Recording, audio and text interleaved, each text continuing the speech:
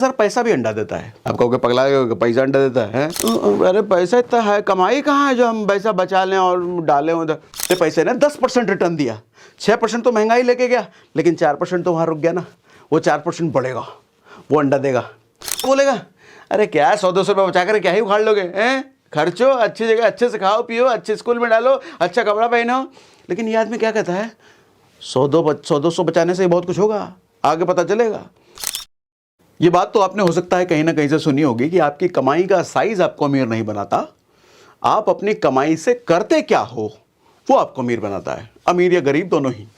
अभी हुआ क्या, अभी 2 दिन पहले मैं अपने किसी ऐसे मित्र के साथ बैठा था, टॉप की आईटी कंपनी में वो टॉप मोस्ट पोजीशन पे जॉब कर रहा है और उसकी सैलरी 5 लाख से ऊपर की ही होगी, मुझे पक्का पता है 5 लाख तो मिनिमम होगी। तो अभी रिसेंट सैलरी पूछा नहीं मैंने, लेकिन इतनी तो होनी चाहिए जिस पोजीशन पे है वो मुझसे पूछता है कि यार तेरी कुछ वीडियो देखी, तूने म्यूचुअल फंड, एसआईपी ये सब पे बात करता है, क्या होता है ये?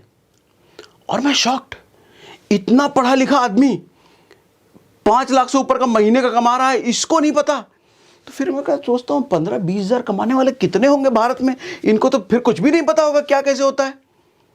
तो मैं आज ऐसे लोगों को ही टारगेट करके ऐसे लोगों से ही बात कर रहा हूँ और इतना बेसिक से समझाऊंगा, इतना आसान भाषा में समझाऊंगा कि आपको समझ में पक्का आएगा और मज़ा ज़रूर आएगा, समझते समझते मज़ा भी आएगा। देखो होता क्या है, आप देखते होगे कई बार गाँवों में देखते होगे, एक आदमी 25-30 हज़ार रुपये कमा रहा है और उसी कैटेगरी में एक दूसरा भी है, वो भी 25-30 हज़ार रुपये महीना कमा रहा है।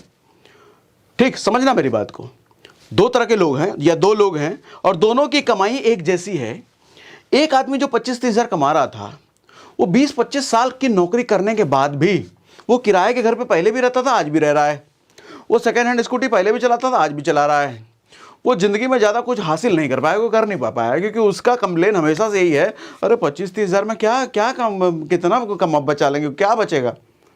अच्छा वो इन्फ्लेशन ना घुसाड़ देना, महंगाई वो इंक्रीमेंट ना घुसाड़ देना, अरे सैलरी बढ़ी भी तो होगी, ठीक है बड़ी होगी, ठीक है हम उतना कैलकुलेशन नहीं जा रहे हैं, मोटा मोटी समझाने के लिए कह रहा हूँ कि 25-30 हज़ार कमाने वाला ऐसे कई सारे लोग होते हैं।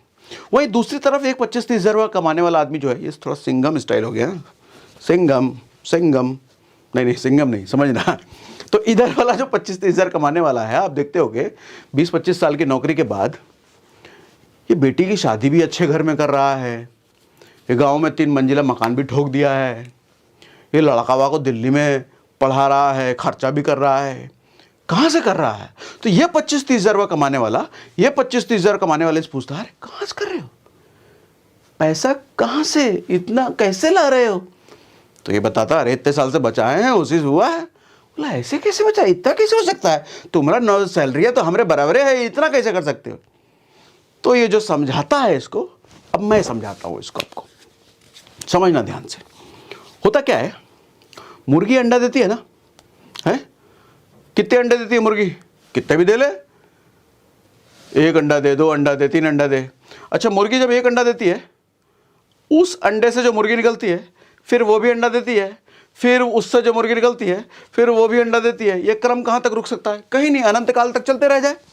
ठीक, तो मतलब एक अंडे में इतनी ताकत है कि पता नहीं कितने हजारों या लाखों अंडे आगे प्रोड्यूस करते चला जाए, चेन के थ्रू, चेन मतलब चेन बनता चला गया। ये MLM वाला चेन नहीं है, ये नॉर्मल चेन है जो हम देखते हैं। उसी तरीके से सर पैसा भी अंडा देता है। आप कहोगे पगला गए, पैसा अंडा देता है, फालतू बात कर रहा है। नहीं सुनो तो सही चाचा, पूरी बात तो सुनो पहले। मान लो आपका 100 रुपये है, उसको अगर किसी ऐसी जगह पर रख दो, ऐसी जगह पर जहाँ पर वो अंडे दे, पता चले आज हम छोड़ के गए, 2 दिन बाद वो 100 रुपये अंडा दे करके 110 रुपये बन गया, कल को वो 10 रुपये वाला अंडा बड़ा होकर के 100 रुपये बन गया, पता चले तो हमारा 100 रुपया 200 रुपये में बदल गया। अच्छा 200 रुपया फिर एक अंडा दे तो पता चले फिर 210 रुपये हो गया। अच्छा वो जो 10 रुपये फिर बढ़ के फिर 100 हो गया, तो हमारा डाला हुआ एक ही 100 रुपये था, अब वो 300 बन गया। ऐसे कल को हमारा एक ही 100 रुपये कल 400 बन गया, 500 बन गया, 600 बन गया। हमारा एक ही 100 रुपये गया था, एक ही 100 रुपये हमने ऐसी जगह डाला था और वो 500 बने, 600 बने, 700 बने। अब आप कहोगे ऐसी कौन सी जगह है भैया जो हमारा पैसा अंडा देने लग जाए? बेवकूफ़ बना रहे तुम, हमको सिखा रहे हो, हम भी वकील हैं। सुनिए वाला यूट्यूब पे मिल जाएगा। खैर तो पैसा अंडा देना है भैया। अब हमको वो जगह तराशनी है जहां मेरा पैसा अंडा दे। लेकिन दिक्कत क्या है, वो जगह तो हम बाद में तलाशेंगे। ज़्यादातर आदमी वो पैसा अपने पास रखता ही नहीं है, अपने पास तो पहले रखे, तब तो अपने पास से निकाल करके ऐसी जगह रखेगा जहां अंडा देगा। ज़्यादातर आदमी अपने पास ही नहीं रखता। वो क्या करेगा, भैया मान लो कोई 10,000 रुपये कमा रहा है, 10,000 रुपये उसका राशन पानी का 2,000 का खर्चा है, तो 2,000 रुपये उठा करके दे दिया राशन पानी वाले को, उससे चावल दाल आटा नमक तेल मंजन वो सब उठा लाया। मतलब 2,000 रुपये उसको दिया और बदले में कुछ चीज़ें उठा ली। कुछ कपड़े लत्ते खरीदने हैं, मान लो 1,000 रुपये कपड़े खरीदने हैं सबके मिला करके, तो 1,000 रुपये दुकान वाले को दिया और बदले में कपड़ा उठा रहा है 1,000 रुपये का। तो सर ज़्यादातर लोग हम पैसे जो कमाते हैं उससे कुछ ना कुछ चीज़ें खरीद लेते हैं, चाहे वो कपड़े हो, चाहे ज़रूरत की चीज़ हो, चाहे शौक़ की चीज़ हो, किसी भी चीज़ को, मतलब हम अपने पैसे को किसी और को देते हैं और बदले में उससे चीज़ ले लेते हैं। तो हमारे पास तो पैसा बचा ही नहीं जो कि हम ऐसी जगह डालें कि वो पैसा अंडा दे। अरे पैसा इतना है, कमाई कहाँ है जो हम पैसा बचा लें और डालें उधर। ठीक है, समझाता हूँ बस बचत कैसे होती है। होता क्या है कि ऐसे ही एक आदमी, उसकी भी सैलरी अगर 10,000 रुपये है, सर 2,000 रुपये उसका भी अगर राशन पानी का खर्चा है, वो क्या करेगा मालूम, वो 2,000 नहीं 1,800 में खर्चा करेगा। 2,000-1,800 में कितना ही फर्क पड़ जाएगा उसके राशन पानी में, थोड़ा सा कुछ ग्राम इधर उधर पड़ेगा आटा, वो 1,800 में चला जाएगा, 200 रुपये बचा लेगा। 1,000 रुपये जो कपड़ा इसने लिया वो 900 रुपये का कपड़ा लेगा, 100 रुपये वहाँ भी बचा लेगा। अच्छा, बाल बच्चे अगर स्कूल जाते हैं और अगर मान लो उसका 2-3 हज़ार रुपये खर्चा है, मान लो 3,000 खर्चा है और ये आदमी पूरा 3,000 रुपये खर्च कर रहा है, तो ये कुछ ऐसा जुगाड़ लगाएगा या ऐसा स्कूल ढूंढेगा 200-300 रुपये वहाँ भी बचा ले। मतलब ये वाला आदमी जो है जहाँ भी खर्च करेगा, जहाँ भी चीज़ें जो भी खरीद रहा है वहाँ थोड़ा मोड़ा बचा लेगा। ये हर कैटेगरी की चीज़ में से हम अपने घर में जितनी भी चीज़ खरीदते हैं, हर कैटेगरी की चीज़ में थोड़ा थोड़ा बचाता है। ये आदमी क्या बोलेगा, अरे क्या 100-200 रुपये बचा कर क्या ही उखाड़ लोगे, खर्चो, अच्छी जगह अच्छे से खाओ पियो, अच्छे स्कूल में डालो, अच्छा कपड़ा पहनो। लेकिन ये आदमी क्या कहता है, 100-200 बचाने से बहुत कुछ होगा, आगे पता चलेगा। वो हर चीज़ में 100 बचा लेगा, किसी में 50 बचा लेगा, किसी में 200 चीज़ बचा लेगा, किसी में 500 बचा लेगा, थोड़ा करके बचाता रहेगा। और महीने के अंत में वो देखता है कि ठीक ठाक बच गया भैया, 2-3 हज़ार रुपये अलग से हो गया है। तो उसने क्या किया, पैसा अपने पास ले लिया। अब वो इस पैसे को ऐसी जगह डालेगा जहां पैसा क्या दे, अंडा दे। ठीक, अब ये जगह जो है ना, इसी को हम कहते हैं इन्वेस्टमेंट। उस जगह पर डालना मतलब हम पैसे को इन्वेस्ट करना। अब सवाल आता है, डालने की कौन सी जगह है भैया? देखो, डालने की बहुत सारी जगह है। एक आम आदमी की नज़रों में सबसे पहली जगह जो आती है, हमने जब नौकरी चाकरी पहली बार पकड़े थे, पापा का फ़ोन आया था, अब तो तुम्हारी नौकरी लग गई है, हमको तुम 3,000 रुपये महीना भेजना शुरू करो, तुम्हारा पैसा में LIC में डालेंगे। ऐसा आपको भी आया क्या? कमेंट बॉक्स में लिख के बताइएगा। हम लोग के पापा लोगों का जने एक ही इन्वेस्टमेंट है, बेस्ट इन्वेस्टमेंट, LIC में पैसा डालो। बुरा नहीं है, ठीक है। कुछ लोग बैंक में रखते हैं, कुछ लोग FD करते हैं, कुछ लोग रिकरिंग डिपॉजिट करते हैं, कुछ लोग LIC में डालते हैं, कुछ लोग कोई पॉलिसी खरीद लेते हैं, ठीक है। लेकिन इसमें दिक्कत क्या है मालूम, हमारा पैसा अंडा तो देता है, अंडा देता है, लेकिन उस अंडे को एक राक्षस लेके भाग जाता है। हमारे पैसे ने अंडा दिया, राक्षस लेके भागा, फिर हमारे पैसे ने फिर अंडा दिया, फिर राक्षस लेके भागा, फिर हमारे पैसे ने फिर अंडा दिया, फिर राक्षस लेके भागा। मतलब हम कहीं 100 रुपये अगर डाले हैं तो कई सालों तक सिर्फ 100 ही रुपये रह जाता है। हम इंतजार में, हमारा पैसा अंडा दिया होगा, बढ़ा होगा, लेकिन अंडवा कुछ देवे नहीं किया, वो 100 का 100 ही रह गया। 5 साल भी 100 ही रुपये है, 10 साल बाद भी 100 ही रुपये है। वो अंडा हो क्या रहा है, अंडा दे तो रहा है पैसा, लेकिन राक्षस लेके भाग जा रहा है, हमारे हिस्से कुछ नहीं आ रहा। वो राक्षस कौन है मालूम? महंगाई, इन्फ्लेशन। वो पीपली लाइव का गाना सुने हो, महंगाई डायन खाई जाते हैं। उधर डायन, इधर राक्षस, चाहे राक्षस बोलो डायन बोलो, ये आपके उस अंडे को खा जाती है। अब दिक्कत ये हो रहा है, जब अंडा सारा खा लिया जा रहा है तो पैसा हमारा बढ़ नहीं रहा है, तो क्या करें? समझाता हूँ कि महंगाई क्या राक्षस है, कैसा राक्षस है, कैसे काम करता है।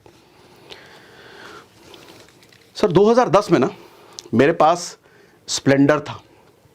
स्प्लेंडर हमने खरीदा था 2010 में, 2010 या 2009 में आसपास खरीदा था और 50,000 रुपये के आसपास खरीदा था। अब उस समय सोचो कि मैं स्प्लेंडर ना खरीद करके वो 50,000 रुपये बचा देता, कहीं इन्वेस्ट कर देता, कहीं LIC बैंक FD UFD कहीं कुछ कर देता, और आज 2025 जो आने वाला है, 2025 में मैं सोचता कोई प्लान मैंने खरीद लिया, मान लो कोई पॉलिसी खरीद लिया और मुझे बोला जाता कि आज डालो 50,000 रुपये और 1 लाख रुपए हो जाएंगे, तो 1 लाख का तुम कुछ बड़ा बाइक खरीद लेना, स्प्लेंडर से ज़्यादा महंगी बाइक खरीद लेना। तो ठीक है, हमने मान लिया। हालांकि इस एग्जाम्पल में रियलिटी थोड़ी कम दिख रही होगी आपको, लेकिन अजम्पशन है, मान लो ना, समझाने के लिए एग्जाम्पल दे रहा हूँ। 50,000 रुपये 2010 में इन्वेस्ट कर दिया कि 2025 में निकालेंगे भैया 1 लाख हो जाएगा हमारा डबल, और 1 लाख से ज़्यादा कोई महंगी बाइक लेंगे और अच्छी बाइक लेंगे, स्प्लेंडर थोड़ी लेंगे। लेकिन 2025 आते आते क्या हुआ, सरवा स्प्लेंडर का दमवा हो गया 1 लाख रुपया। अब 1 लाख में स्प्लेंडर मिलता है, और अच्छी बाइक तो छोड़ो, जो अच्छी बाइक है वो और महंगा हो गया। तो इसका मतलब जो 2025 में मेरे को 1 लाख रुपए मिला, जो मैंने 50,000 उधर डाला था, 2025 में 1 लाख मिला, कब मैं और अच्छी बाइक लूंगा, पता चले भैया स्प्लेंडर हाथ में आएगा अभी भी। मतलब 2010 में 50,000 लगा रहा था और अब 1 लाख लगा रहा हूं। उस 2010 में 50,000 में स्प्लेंडर हाथ आ रहा था, आज 1 लाख लगाने के बावजूद भी स्प्लेंडर ही हाथ में आ रहा है। क्यों? क्योंकि स्प्लेंडर की कीमत बढ़ गई, स्प्लेंडर महंगाई बढ़ गई। ऐसे ही महंगाई हर चीज में बढ़ती है, हर एक चीज में। पैर के नाखून से सर के बाल तक इस्तेमाल होने वाली जितनी चीजें हैं, हर चीज में महंगाई बढ़ती है। तो अब वो आदमी जिसने मेरे को बोला कि 2010 में 50,000 डाल 1 लाख होगा, तो उसने बेवकूफ़ बना दिया ना मेरे को। 1 लाख होने के बावजूद भी मैं कुछ उखाड़ ही नहीं पाया। क्या हुआ? अरे 1 लाख में वही चीज़ मैं खरीद रहा हूँ जो 2010 में खरीद पा रहा था मैं। तो क्या मेरा पैसा डबल हुआ? हाँ, डबल तो हुआ, लेकिन उस डबल होने का कोई फायदा मिला मुझे? कुछ फायदा नहीं मिला। क्यों? क्योंकि उस 1 लाख से भी वही चीज़ मैं खरीद पा रहा हूँ भैया जो 2010 में खरीद पा रहा था। कुछ ज़्यादा अच्छी चीज़ तो मैं खरीद ही नहीं पा रहा, क्योंकि अच्छी चीज़ और ज़्यादा महंगी हो गई। इसी को कहते हैं महंगाई नामक राक्षस। पैसा आपका बढ़ता है, लेकिन बढ़े हुए पैसे को कौन खा गया? महंगाई नामक राक्षस। तो पैसा आपको लगता है कि डबल हो गया, ट्रिपल हो गया, लेकिन हुआ नहीं। महंगाई भी डबल हो गई उसके साथ साथ। जितने साल में पैसा आपका ट्रिपल हुआ, महंगाई भी ट्रिपल हो गई। तो महंगाई नामक डायन खाई जात है, ये वही वाली महंगाई है। तो पैसा क्या अंडा दिया, लेकिन अंडे का हमको कुछ मिला नहीं मिला, तो हमारा पैसा वहीं का वहीं रहा। तो इसका मतलब 2010 का 50,000 और 2025 का 1 लाख इक्वल टू बराबर। दोनों की औकात बराबर, बिल्कुल बराबर। फायदा कब होता? जब उस समय का 50,000 2025 में कम से कम 1.5 लाख हो जाता, तब मेरा फायदा। क्योंकि स्प्लेंडर तो 1 ही लाख में मिल रहा है, 50,000 मेरा बच जाता, या 1.5 लाख में और अच्छी बाइक ले पाता। फायदा कब होता? जब वो 50,000 2 लाख बन जाता, वो 50,000 2.5 लाख बन जाता, वो 50,000 3 लाख बन जाता, तब फायदा, तब हुआ फायदा। तो सवाल उठता है हम कहाँ डालें पैसा कि मेरा पैसा ज़्यादा बढ़े, है ना? सवाल यही है ना सर। LIC बैंक या कोई पॉलिसी बुरा नहीं है, सबके अपने अलग अलग रिलेवेंस हैं, बुरा मैं नहीं कह रहा किसी को, लेकिन एज ए इन्वेस्टमेंट ये कुछ अच्छे ऑप्शन नहीं है। क्योंकि एज ए इन्वेस्टमेंट आप देखोगे 5-6% से ज़्यादा आपको मिलता नहीं है, और वही 5-6% महंगाई बढ़ रही है। मतलब इधर आपका पैसा बढ़ रहा है 6% के दर से हर साल। आज 1 लाख अगर डाले किसी चीज़ में, तो अगले साल वो 1,06,000 हो गया।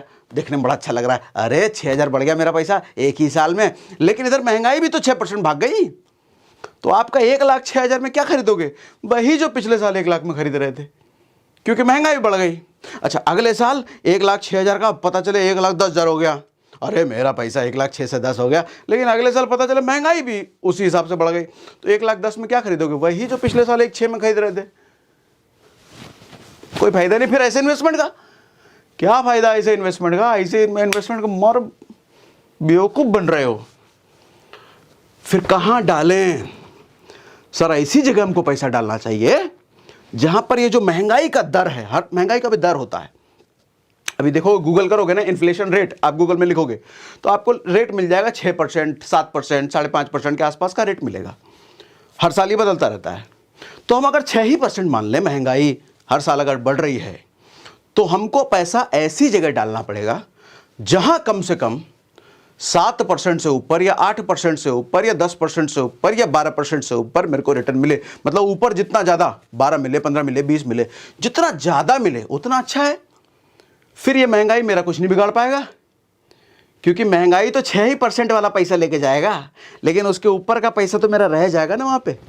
अब जो रह गया उस जगह पे जहाँ मैंने इन्वेस्ट किया वहाँ पे रह गया ना बाकी पैसा, और जो रह गया अब वो अंडा देगा, और अंडा देगा तो अंडा क्या और बड़ा होगा, फिर वो अंडा देगा, फिर वो और बड़ा होगा, क्योंकि महंगाई का फिक्स है, उसको तो 6% लेके जाना है। मान लो मेरे पैसे ने 10% रिटर्न दिया, हाँ मेरे पैसे ने 10% रिटर्न दिया, 6% तो महंगाई लेके गया, लेकिन 4% तो वहाँ रुक गया ना, वो 4% बढ़ेगा, वो अंडा देगा। मान लो मेरे पैसे ने 15% रिटर्न दिया साल का, तो महंगाई तो 6% लेके गया अपना, महंगाई नामक डायन, महंगाई नामक राक्षस। बाकी जो कितना परसेंट हो गया, 8%, 9% जो एक्स्ट्रा हुआ 9% मेरा बढ़ेगा। कौन सी ऐसी जगह है भैया जो इतना हमको मिलेगा रिटर्न, 10%, 12%, 15%? एक ही जगह है। वैसे जगह तो बहुत सारे हैं, लेकिन एक आम आदमी जहाँ कर पाए, जहाँ थोड़े थोड़े पैसे इन्वेस्ट कर पाए, वो जगह है स्टॉक मार्केट। स्टॉक मार्केट सुनते ही बहुत सारे लोगों का एंटीना खड़ा हो जाता है।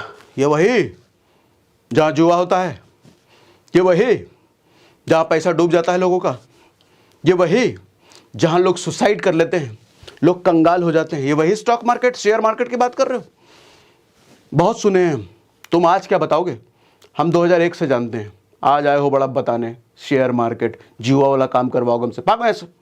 मेरा LIC ठीक है, मेरा FD ठीक है, मेरा पोस्ट ऑफिस ठीक है, मेरा EPF में पैसा डालना ठीक है, PPF में पैसा डालना ठीक है, सुकन्या निधि योजना में ठीक है, या सरकारी कोई भी योजना में ठीक है। स्टॉक मार्केट का बात मत करना मेरे से, पैसा डूब जाता है वहाँ पे। ये जो सज्जन कह रहे हैं, कह तो मैं ही रहा हूँ, लेकिन ये जो बात है बिल्कुल सही है, 100% सही है। पैसा डूबता भी है सर, कई लोगों ने सुसाइड किए हैं, पैसा लॉस भी होता है, पैसा रिटर्न तो छोड़ो, पैसा खत्म हो जाता है जो भी डाले। लेकिन किन लोगों का होता है सर? उन लोगों का होता है जो इसको जुए की तरह करते हैं। जुए की तरह? ये कौन सी तरह, कैसे होता है? समझाता हूँ। मान लो कोई बिजनेस आप कर रहे हो, साड़ी का दुकान आपने खोलना है, मान लो साड़ी का दुकान कहीं खोलना है। अच्छा, साड़ी का दुकान आपके पास 20 लाख रुपए था, अब 20 लाख लगा के आपने साड़ी का दुकान किसी भी एरिया में खोल लिया, बिना ये एनालिसिस किए क्या वहाँ पे औरतें आएंगी साड़ी खरीदने? ऐसी जगह है वो? क्या उस जगह पर साड़ी का दुकान चलेगा? क्या वहाँ आसपास ऐसे मोहल्ले हैं जहाँ पर औरत वहाँ पे जाकर के प्रेफर करेगी साड़ी वाड़ी खरीदना? बिना एनालिसिस किए 20 लाख रुपया था, लगा दिया, साड़ी का दुकान खोल दिया, अब तो चलेगा ही। लेकिन भैया 2 महीना हो गया, पता चला 2-3 कस्टमर्स ज़्यादा आए भी नहीं किया है, उससे ज़्यादा अपना रेंट डाला जा रहा है, मेंटेनेंस चला जा रहा है, 2 महीने बाद शटर गिरा दिया बंद। उसके बाद अपनी राय क्या बनेगी? साड़ी का बिजनेस बहुत ख़राब है, साड़ी का बिजनेस चलता ही नहीं है। वो आदमी तो यही राय बनाएगा ना, या ज़्यादा से ज़्यादा क्या बोलेगा? इस शहर में साड़ी का बिजनेस चलता ही नहीं है, चलेगा ही नहीं, मैंने करके देख लिया, होगा ही नहीं। अरे चचा बेवकूफ़, गलती साड़ी के बिजनेस का नहीं था, गलती तुम्हारी थी कि तुमने एनालिसिस नहीं किया पहले कि हो सकता है वो जगह ठीक थी कि नहीं थी, वहाँ पर डिमांड है कि नहीं है। तुमने एनालिसिस नहीं किया और 20 लाख रुपए में आग लगा दिया अपना, तो गलती तुम्हारी है चाचा, साड़ी के बिजनेस की नहीं है। सर यही चीज़ स्टॉक मार्केट में होता है। स्टॉक मार्केट में अच्छा पैसा लगाना होता है, लगा दो। ऐसे थोड़ी भैया कहीं भी डाल दोगे, किसी भी शेयर में डाल दोगे, किसी भी जगह डाल दोगे तो डूबना तो तय है, तो डूबना तो तय है। फिर तुम कितना भी डाल लो, आदमी पेनी स्टॉक ढूंढता है। 1 रुपये वाला स्टॉक ढूंढो, 1 रुपये वाला स्टॉक। कौन सा 3000 का स्टॉक? नहीं बहुत महंगा है, नहीं 1 रुपये वाला ढूंढो, 2 रुपये वाला ढूंढो। उसमें अच्छा जाएगा भी कितना जाएगा? 2 ही रुपये जाएगा ना। तो ऐसे आदमी का पक्का 2 रुपये जाता है, पक्का 1 रुपये जाता है। थोड़ी एनालिसिस कर लेते, ढंग के स्टॉक ढूंढ लेते। अब कहे हमारा भाई हमको टाइम नहीं है ढंग के स्टॉक ढूंढने का, हम तो बहुत बिजी आदमी हैं, मेरा नौकरी है, पूरे 25,000 रुपये मिलते हैं मुझे, नौकरी पैसे वाला आदमी हूँ, बाल बच्चे वाला आदमी हूँ, टाइम बिल्कुल नहीं है। तुम कहाँ स्टॉक मार्केट में स्टॉक ढूंढने की बात कर रहे हो, शेयर को एनालाइज करने की बात है, उतना टाइम नहीं। ठीक है, कोई बात नहीं है। ऐसे ही लोगों के लिए है म्यूचुअल फंड, ऐसे ही लोगों के लिए है SIP। जब आपको स्टॉक मार्केट की समझ नहीं है और आप समझ लेना भी नहीं चाहते, जब आपके पास समय नहीं है, या आलसी हो या निकम्मे हो या कुछ भी हो, ज़्यादा समय नहीं लगाना हमको सीखने में, तो ऐसे ही आदमी के लिए SIP है। अभी समझ में आ रहा है? अभी तक समझ में आ रहा है कि नहीं? तो अब क्या करें? ऐसे आदमी के लिए है। कहाँ मिलता है SIP? बताओ कितना डालना है? ऐसे नहीं भैया, थोड़ा समझ इसमें भी चाहिए, थोड़ी बहुत तो जानकारी इसमें भी लेनी पड़ेगी। हाँ, बहुत ज़्यादा आपको मास्टर नहीं बनना है, गुरु घंटाल नहीं बनना है शेयर का, हल्की फुल्की जानकारी लेना यहाँ भी पड़ेगा। अच्छा, पहले समझाता हूँ म्यूचुअल फंड क्या होता है, SIP क्या होता है, ज़रा ये भी समझाता हूँ। अब कभी कमेटी वमेटी खेले हो? होता क्या है, मोहल्ले में कई सारे लोग मिल करके किसी एक जगह पर किसी एक आदमी को अलग अलग थोड़ा थोड़ा पैसा देते हैं, और हर आदमी को कुछ समय बाद कुछ ज़्यादा पैसा रिटर्न में मिलता है।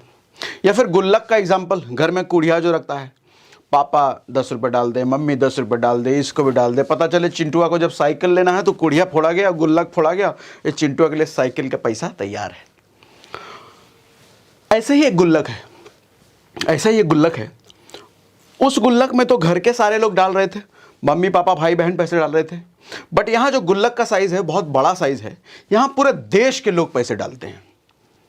क्या होता है? पूरे देश के लोग पैसे डालते हैं।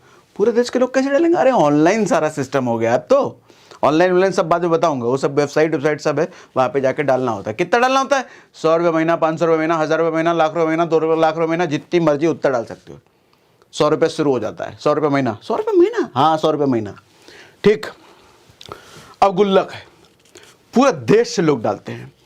कहीं से कोई आदमी 100 रुपये महीना डाल रहा है, कहीं से कोई 500 रुपये महीना, कोई 5 लाख रुपये महीना, कोई 5 करोड़ रुपये महीना। 5 करोड़ रुपये महीना तो कम होगा, लेकिन होगा कोई तो अलग अलग। तो कितना फंड जमा हो जाएगा एक ही महीने में? बहुत बड़ा फंड जमा हो जाएगा। अब ऐसा हर महीना हो रहा है तो मतलब बहुत मोटा फंड जमा हो रहा है। अब इस सारे फंड को शेयर मार्केट में इन्वेस्ट किया जाता है, अच्छे अच्छे शेयर खरीदने में इन्वेस्ट किया जाता है। आप कहोगे शेयर खरीदने में इन्वेस्ट हो रहा है मतलब डूब सकता है पैसा? हाँ डूब सकता है, ठीक है, लेकिन डूबने के चांसेस कितने हैं? थोड़े कम है। क्यों?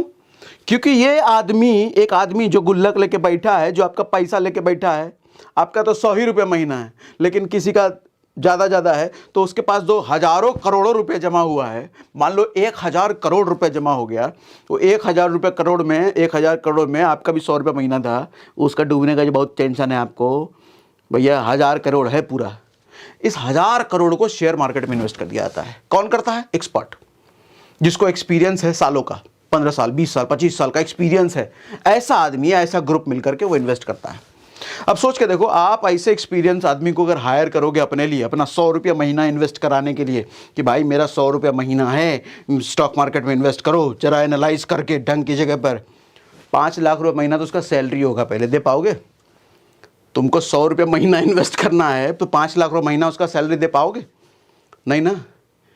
इसीलिए म्यूचुअल फंड वाली कंपनियां, कई सारी म्यूचुअल फंड की कंपनियां होती हैं, इनको हायर करती हैं कि भाई ये 1000 करोड़ का फंड आया है पूरे देश से, अब इसको तुम ढंग का एनालाइज करके डालो। अब ये पूरी एनालिसिस करके, जिनका इतना एक्सपीरियंस होता है, पूरा समय लगा के, ऐसे ही नहीं 20 लाख रुपए है तो साड़ी का दुकान खोल दे, वो हरकत नहीं करते ये। पूरा एनालिसिस करके शेयर मार्केट में आपके पैसे को इन्वेस्ट करते हैं। इनके ऊपर भी प्रेशर है, भैया रिटर्न निकाल के देना है लोगों को, जिसका जितना पैसा है। अब जिसका जितना पैसा है उस अनुपात में जो भी पैसा बढ़ता है आप निकाल सकते हो कभी भी, आपकी मर्जी के हिसाब से। यही होता है म्यूचुअल फंड। और म्यूचुअल फंड में जो हर महीने हम पैसा डालते हैं अपनी मर्जी का, 100 रुपये महीना, 200 रुपये महीना, 500 रुपये महीना, जितना भी, उसको कहते हैं SIP। ये जो प्रोसेस है पैसा डालने का हर महीना, इसको कहते हैं SIP, सिस्टमैटिक इन्वेस्टमेंट प्लान। एक ऐसा प्लान जो हम सिस्टमैटिक बना दिए हैं हर महीना इन्वेस्टमेंट करने का, इसको बोलते हैं SIP। और जो पैसा जहां जा रहा है, जिस फंड में, जो गुल्लक, मान लो एक गुल्लक जो पूरा देश जिसमें पैसा डाल रहा है, वो गुल्लक को बोलते हैं म्यूचुअल फंड। ठीक, इतना समझ में आया? कमेंट बॉक्स में मुझे लिख के बताइए क्या समझा रहे हो। गजब, एकदम किसी को भी समझ में आ जाए, गजब समझाया, गजब समझाया, ऐसा लिख के बताइए कमेंट बॉक्स में। तो लिख के बताइए जल्दी, तब मैं आगे बढ़ता हूं, मुझे भी पता चले कि समझ में आ रहा है।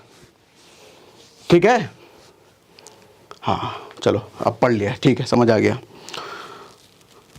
तो वहां पे हम पैसा डालते हैं, क्या ताकत है, कितना मेरा पैसा बड़ा हो सकता है। अब जरा ये समझाता हूं आपको स्क्रीन पर। ओके, तो ये मैंने स्क्रीन खोल ली। आपको करना कुछ नहीं है, गूगल पे लिखना SIP कैलकुलेटर। तो ऐसे हिसाब लगाते हैं, कितना हम डालेंगे तो कितना मिलेगा, 100 रुपये महीना डालेंगे, 10 साल बाद कितना हो जाएगा, 20 साल बाद कितना जाएगा, इसका कौन कैसे हिसाब लगाएं। तो उसके आपको हिसाब लगाने की जरूरत नहीं है। गूगल पे कैलकुलेटर बने हुए हैं, लिखो SIP कैलकुलेटर, बहुत सारे आ जाएंगे। मैंने ये वाला खोल लिया, ठीक, आप कोई भी खोल लेना, सब में ऐसा कुछ मिलेगा आपको। सर मान लो 100 रुपया महीना मैं थोड़ा इज्जत कर देता हूँ। 100 रुपये महीना तो बहुत ही कम हुआ, इतना निहायत ही घटिया हरकत करोगे क्या। 500 रुपये महीना मैं ले रहा हूँ।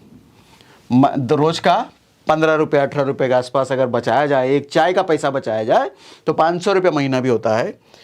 500 रुपये महीना अगर मैं लेता हूँ और मैं 5 साल के लिए इन्वेस्ट करता हूँ, ठीक, 5 साल के लिए मतलब हर महीने 500 रुपये, और मैं मानता हूँ 12 महीने लेता, मैं 15 लेता हूँ, क्योंकि लॉन्ग टर्म में स्टॉक मार्केट का रिटर्न अगर आप देखोगे, इंडेक्स फंड का उतना तो आपको नहीं समझ आएगा। मोटा मोटी ये समझो कि लॉन्ग टर्म मतलब 10-15 साल से ऊपर का अगर हॉराइजन है, मतलब इतने साल के लिए आप पैसा डालते हो, हर महीना 500 रुपये महीना और 15 साल तक 20 साल तक, तो लंबे समय में ये देखा गया है, गारंटी कुछ नहीं होता स्टॉक मार्केट में।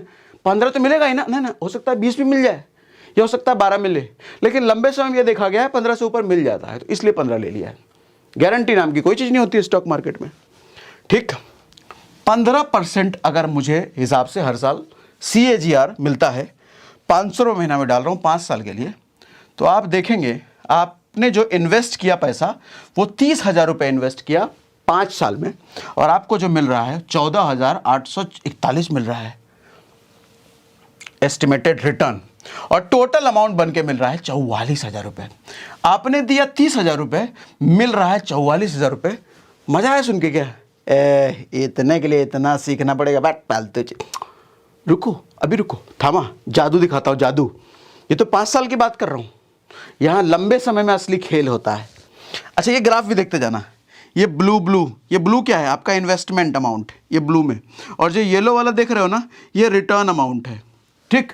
देखो जैसे जैसे साल बड़ा हो रहा है रिटर्न अमाउंट बड़ा होता जा रहा है।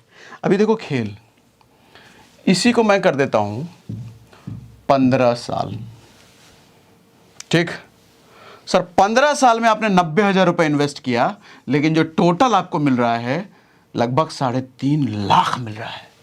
सिर्फ 90,000 और 3.5 लाख। यहाँ ग्राफ देखो सर, ये ब्लू वाला पार्ट आपका इन्वेस्टमेंट है, येलो वाला रिटर्न है। पहले ब्लू पार्ट ज़्यादा था, येलो छोटा था, अब येलो बड़ा हो गया है, मतलब रिटर्न बड़ा हो गया, इन्वेस्टमेंट छोटा हो गया। और जादू दिखाऊं सर, यही काम, थोड़ा पेशेंस है, सब्र है, तो 20 साल तक अगर आप करते हो तो सर अब देखो आपका इन्वेस्टमेंट वाला पार्ट कितना छोटा हो गया, रिटर्न तो बहुत बड़ा। सर आपने इन्वेस्ट किया मात्र 1.2 लाख, मतलब 1 लाख 20 साल में, और मिल रहा है आपको 7.5 लाख से ज़्यादा। सिर्फ 1 लाख इन्वेस्ट किया है अपनी जेब से, सब मिला के 500 रुपये महीना करके टोटल, लेकिन मिल रहा है 7.5 लाख। और जादू दिखाऊं, मान लो थोड़ा ताकत है आप में रिटायरमेंट तक रुकने का, थोड़ा पेशेंस है कि हर महीना इतना कर पाओ। सर यही खेल अगर 40 साल तक ये कर दिए ना, तो सर आप इन्वेस्ट करोगे 2.4 लाख 40 साल तक, 2.5 लाख तक, 2.5 लाख रुपया, लेकिन मिलेगा 1.5 करोड़ से ज़्यादा। सिर्फ 2.5 लाख इन्वेस्ट किया और मिला 1.5 करोड़ से ज़्यादा। ये SIP की ताकत है, ये म्यूचुअल फंड की ताकत है। यहां देखो ब्लू तो सर्वर नजरे नहीं आ रहा है। आपका इन्वेस्टमेंट इतना सा, रिटर्न इतना, इन्वेस्टमेंट इतना, रिटर्न इतना। लेकिन पहले क्या था, शुरुआत में जब 5 साल के लिए किए थे तो इन्वेस्टमेंट ही इतना था और रिटर्न इतना था। यहां समय का खेल है, जितना ज्यादा समय दोगे रिटर्न वाला पार्ट बड़ा होता चला जाएगा, इन्वेस्टमेंट छोटा सा। समझे? कंपाउंडिंग इसी को कहते हैं, अंडे देने वाली बात। इतना अंडा दिया, इतना अंडा दिया कि अंडा ही अंडा दिख रहा है। मेरा जो डाला हुआ पैसा छोटा हो गया, खूब अंडा मिला, मतलब कम समय में कम अंडा मिलेगा, ज्यादा समय में अंडे का अंडा, अंडे का अंडा, अंडे का फंडा मिलता रहेगा। गाना था ना, अंडे का अंडा, वही हो गया ये, ठीक। ये SIP की ताकत है, ये म्यूचुअल फंड की ताकत है। अब कैसे करते हैं, स्टेप बाय स्टेप बताओ। उसके लिए एक डीमैट अकाउंट आपके पास होना चाहिए, जिसका हमने डिस्क्रिप्शन में लिंक दिया हुआ है। उस पर क्लिक करके आप अपना KYC कर सकते हैं। 10 मिनट का प्रोसेस है, आपका आधार पैन अपलोड करना है, वो कर लेंगे। 2 दिन का समय लगता है। 2 दिन बाद वो एक्टिवेट हो जाएगा आपका अकाउंट, फिर किसी भी म्यूचुअल फंड में। और कैसे चुनते हैं म्यूचुअल फंड, उसके लिए आप गूगल में लिखो how to select mutual fund, Sagar Sinha लिख देना, तो आपको हमारे और भी वीडियोस आ जाएंगे कि कैसे चुनते हैं अच्छा वाला म्यूचुअल फंड जिसमें ज़्यादा रिटर्न मिले। इस पर हमने कई वीडियो पहले कर रखे हैं। तो डिस्क्रिप्शन और पिन कमेंट में जो लिंक है, पहले उससे अपना अकाउंट खुलवा लीजिए, जिससे आप ऑनलाइन चीज़ें कर पाएँ, और उसके बाद अच्छा वाला फंड चुन के उसमें इन्वेस्टमेंट शुरू कर सकते हैं। सर ये 15 का 20 भी हो सकता है, 15 का 12 भी हो सकता है, 10 भी हो सकता है, इसकी कोई गारंटी कभी नहीं होती। लेकिन हाँ, आपका जो 2 कौड़ी का इन्वेस्टमेंट है जो आप पहले से करते आ रहे हो, उससे तो कहीं ज़्यादा देगा ये। यहाँ अंडे का अंडा बनने का पूरा मौका मिलेगा। वहाँ तो आपका जो अंडा दे रहा है महंगाई नामक राक्षस खा जा रहा है ना, इधर वो नहीं होगा, इधर नहीं होगा। लेकिन एक ध्यान रखें, लॉन्ग टर्म की बात कर रहा हूँ मैं, 2-3 साल के लिए मत आना, 2-3 साल के लिए आपका वाला ही ठीक है, क्योंकि लंबे समय में अंडे का फायदा मोटा मिलता है, लंबा ज़्यादा अंडा मिलता है। और मेरे हिसाब से लंबे समय का मतलब 10 साल से ऊपर के लिए आना कम से कम, शॉर्ट टर्म के लिए नहीं। मज़ा आया क्या, सीखने को मिला? SIP आज समझ में आया तो कमेंट बॉक्स में लिख के बताइए मज़ा आया, क्या समझाया, आज से पहले ऐसा किसी ने समझाया नहीं था, ऐसा लिख के बताइए ज़रा। आज के लिए इतना ही। और कुछ ना समझ में आए तो कमेंट बॉक्स में खुल के लिख के बताओ, आगे फिर से मैं समझा दूंगा, या इसके आगे का कुछ पूछना हो, या कैसे चुनना है म्यूचुअल फंड वगैरह ये सब सीखना हो, दोबारा से सीखना हो तो बताओ मुझे, दोबारा हम और अलग तरीके से और आसान तरीके से मैं सिखा सकता हूँ। लेकिन कमेंट बॉक्स में लिख के तो बताइए। आज के लिए इतना ही, हो गया ख़त्म, अब बंद कर दीजिए, मैं भी मुड़ गया अब।